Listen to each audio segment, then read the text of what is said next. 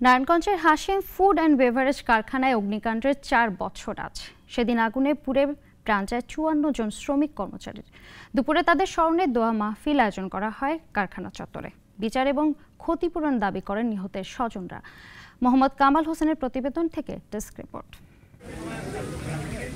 2021 সালের 8 জুলাই বিকেলে রূপগঞ্জের কর্ণগোপ এলাকায় সজীব গ্রুপের হাশিম ফুড অ্যান্ড বেভারেজ লিমিটেডের কারখানার 6তলা ভবনে আগুন লাগে। ফায়ার সার্ভিসের 18টি ইউনিটের 19 ঘন্টা চেষ্টায় নিয়ন্ত্রণে আসে আগুন। ততক্ষণে 51 জনের মৃত্যু হয়।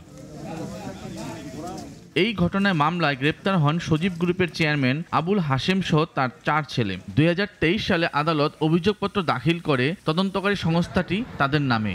এই ঘটনায় শ্রম আদালতেও 51টি মামলা আছে। যে 51 জন আগুনে দগ্ধ হয়ে মারা গিয়েছিল, তো তাদের ওই 51 জনের প্রেক্ষিতে সরকারিভাবে যাতে সহায়তা পায় সেজন্য লেবার কোর্টে মামলা প্রক্রিয়াধীন আছে। তাদের যে ভায়োলেশনগুলো ছিল, যেমন অগ্নি সংক্রান্ত যে ভায়োলেশনগুলো ছিল, বিল্ডিং এর সংক্রান্ত যে ভায়োলেশনগুলো ছিল, সেগুলোর প্রেক্ষিতে মামলা করা হয়েছিল। সেই মামলাটিও চলমান আছে। জেলা প্রশাসন ও ফায়ার সার্ভিসের তদন্ত প্রতিবেদনে কারখানাটি অবহেলার কথা বলা হয়েছে।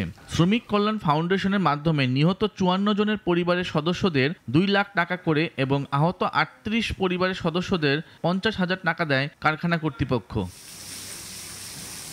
শাহেদ সীমান্ত, নাগরিক। ওয়ালটন এয়ার কন্ডিশনার এক্সচেঞ্জ অফারে স্প্লিট এসিতে 23,000 টাকা পর্যন্ত নিশ্চিত ছাড়।